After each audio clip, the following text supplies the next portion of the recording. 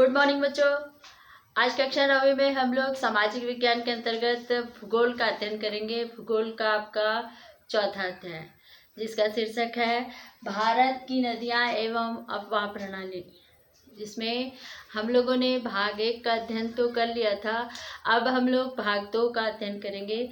इसके पहले हम लोगों ने संक्षिप्त इसका विवरण पढ़े थे कि भारत में नदियां या भारत को नदियां का देश क्यों कहा जाता है। यहाँ पर से नदियाँ निकलती हैं, कौन कौन से स्थान से होकर गुजरती हैं, इसके बारे में हम लोगों ने अध्ययन किया था।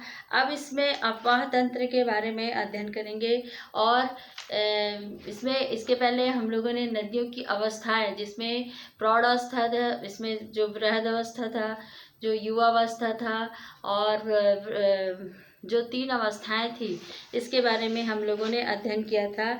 इसमें पहला था युवा अवस्था, दूसरा था प्रौढ़ अवस्था और तीसरा था प्रौढ़ अवस्था, तीसरा था इसमें वृद्धावस्था।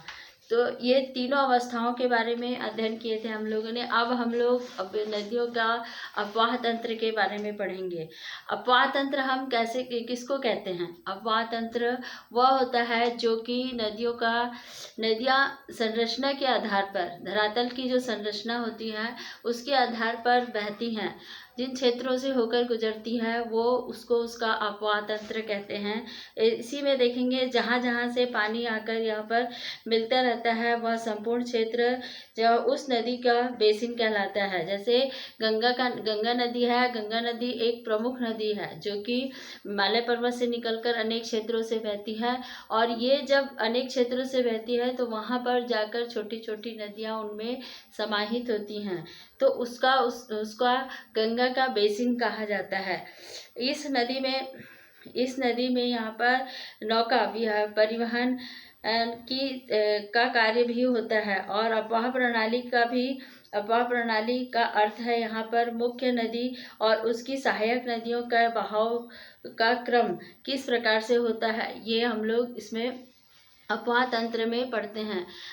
इसमें देखेंगे जो बड़ी बड़ी नदियाँ होती हैं उसमें नौका परिवहन, नौका मतलब होता है नाव के माध्यम से हम इसमें मतलब नदी के एक तट से दूसरे तट पर जाते हैं, और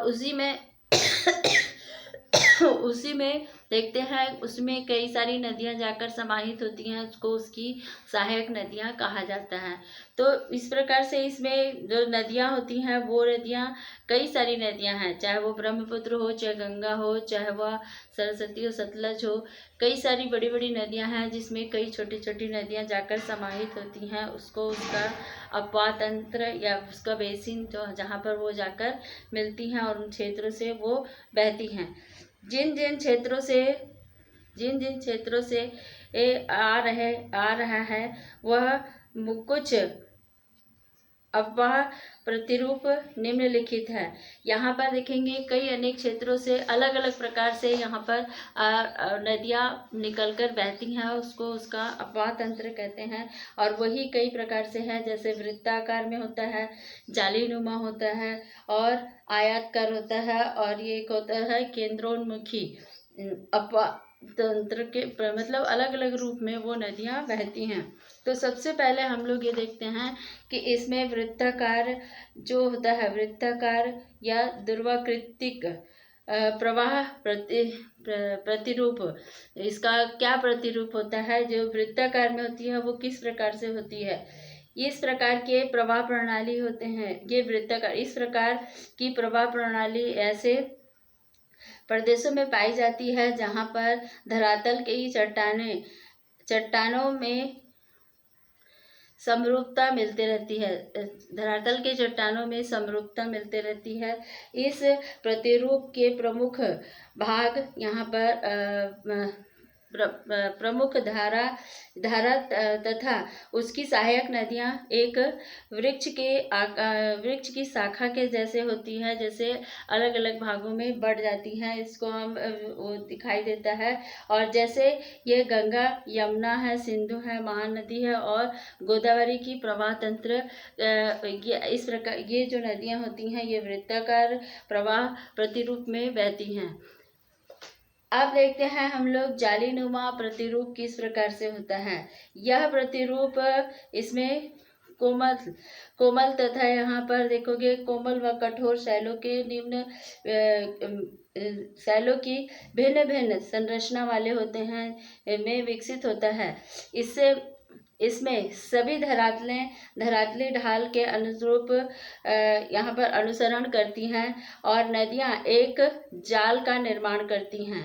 और जैसे आपकी पुस्तक में ये दिया हुआ है, ये देखिए यहाँ पर कि नदियाँ एक जाल के रूप में, मतलब अलग अलग रूप में प्रतिरूप में बहती हैं नदियाँ, और वहाँ पर इस प्रकार से बहती हैं कि वो एक जाली के समान जालीनुमा दिखाई देता है।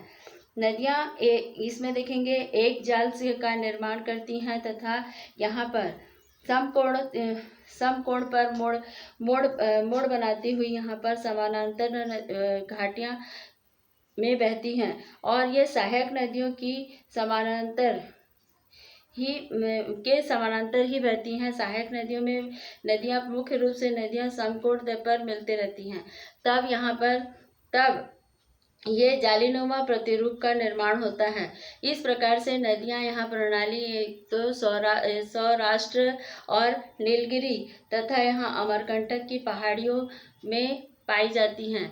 और ये जो नदियाँ हैं जालीनुमा नदियाँ, खास करके नर्मदा नदी है, उसमें ये जालीनुमा के रूप में ये नदियाँ बहती है, क्योंकि यहाँ की जो संरचना धरातल की संरचना होती है ये विशेष प्रकार से होती है। इसमें भिन्न भिन्न संरचना वाले क्षेत्रों में विकसित होते हैं।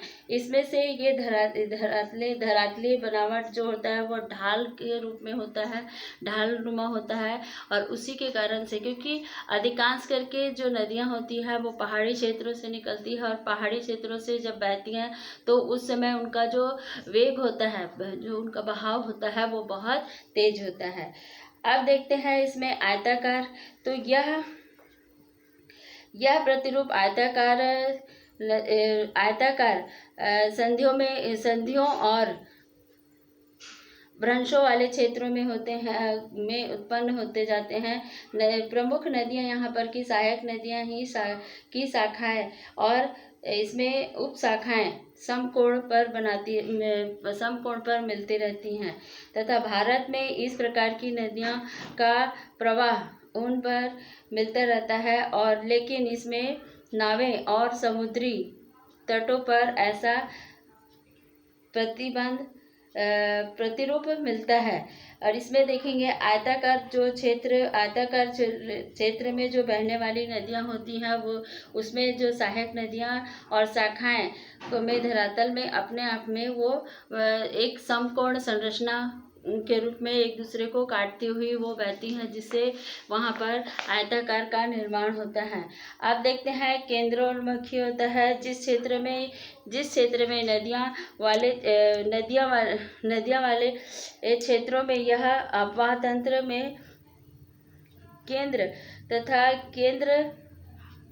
की तरह मिलती है और इसे केंद्रोन्मुख अपवाह तंत्र के रूप में कहा जाता है।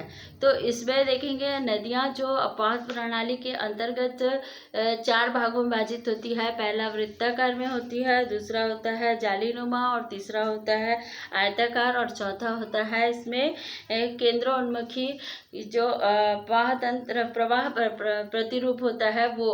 तो हर एक नदियाँ अपना अलग अलग क्षेत्रों में अलग अलग रूप में वो अपना स्थान बनाती हैं और अलग अलग जगह से बहते हुई वो कई सारी सहायक नदियों के साथ समाहित होती हैं। तो इसमें देखेंगे जो गंगा उत्तर भारत की जो नदियां होती हैं वो खास करके देखोगे वहाँ पर का जो धरातली संरचना है वो समतल रहता है। समतल होने के कारण से वहाँ की जो नदियां हैं वो खास करके वृत्ताकार प्रवाह प्रणाली के आधार पर बहती हैं। और जो इसमें देखेंगे जालीनुमा वाले क्षेत्र में देखेंगे पहाड़ी क्षेत्र होते हैं, जिसमें ये कई सारे क्षेत्रों में जाकर बहती हैं और वहाँ से कई नदियाँ निकलती हैं और निकलकर उसमें समाहित होती हैं। उनकी जो सहायक नदियाँ होती हैं तो वो धरातल के अनुसार यहाँ पर क्या करती हैं, जालीनुमा प्रवाह अनुरूप में बहती है। उसी में देखेंगे आयताकार है और केंद्रोन्मुखी है। अब देखते हैं भारत का प्रवाह तंत्र, एक प्रमुख नदी बेसिन। जो कि भारत का प्रवाह तंत्र एक प्रमुख बेसिन के आधार पर देखा जाएगा। भारत की भूमि का विकास में नदियों का महत्वपूर्ण है, क्योंकि भारत की जो संस्कृति है, भारत की जो सभ्यता है वो सिंधु नदी के किनारे ही पनपी है। किसी भी सभ्यता का जन्म नदियों के किनारे ही हुआ है। और खास करके भारत की अगर बात करते हैं हम लोग, तो भारत में नदियों का महत्वपूर्ण स्थान है। इसको देखते हैं हम लोग, इसको पूजते हैं, हमारे लिए पूजनीय होती हैं इनके, और उसका महत्व ही अलग होता है। जिसमें देखेंगे अलग अलग नदियाँ अलग अलग बेसिन क्षेत्र बनाते हुए बहती हैं। और इसी में देखते हैं हम लोग प्रमुख रूप से सबसे पहला देखोगे सिंधु नदी। सिंधु नदी का बेसिन क्षेत्र, सिंधु नदी में देखेंगे कई सारी सहायक नदियां हैं। सिंधु नदी में सतलज नदी है और कई जो छोटी छोटी नदियां हैं उसमें होकर समाहित होती है। इस नदी में सिंधु, झेलम, व्यास, चिन्नाव, रावी और ये जो सतलज है आदि नदियां हिमालय से निकलकर दक्षिण पश्चिम क्षेत्रों में की ओर बहती हैं। इसमें सिंधु नदी प्रमुख है। जो नदियां हैं इसमें आप लोग पढ़े होंगे कक्षा 7वीं में कि सप्त सिंधु प्रदेश की सिंधु घाटी सभ्यता, सिंधु शहर के नष्ट हो जाने के बाद यहाँ पर सिंधु नदी के किनारे झेलम है, चिन्नाव है, रावी है, व्यास है, ये सारी नदियों का जो जमावट था, उनका जो अवसाद था, उनके वहाँ पर भारतीय सभ्यता संस्कृति का उदय हुआ। तो यहाँ पर जो अलग अलग नदियाँ थी वो प्रमुख रूप से इसमें ये नदियाँ हैं जो कि सिंधु नदी है। और सिंधु नदी अनेक नदियों का जो झेलम है, चिन्नाव, रावी, व्यास, सतलज, ये नदी क्या है, इनकी सहायक नदियां हैं। और सबसे प्रमुख है इसमें सिंधु नदी। तो ये अब अलग से जहाँ पर ये मिलती हैं ये अपना बेसिन क्षेत्र बनाती हैं और ये अनेक क्षेत्रों से मिलकर बहती है, जहाँ पर वहाँ के लोगों के लिए सिंचाई के साधन और बांध बनाकर पानी की व्यवस्था, बिजली का उत्पादन करना, ये सारी चीज़ें इन नदी में किया जाता है। तो बच्चों आज हम लोगों ने ये वाला पाठ में आपको अफवाह प्रणाली के अंतर्गत भाग 2 का अध्ययन किए हम लोग।